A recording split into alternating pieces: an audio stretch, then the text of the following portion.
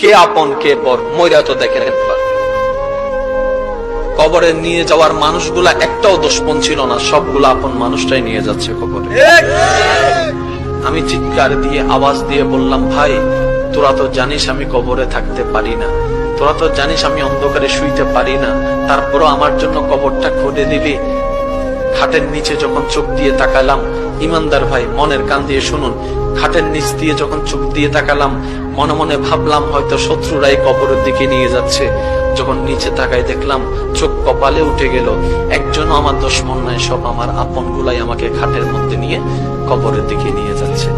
কে আপন কে আপন প্রশ্ন করতে থাকুন নিজেকে, কে আপন।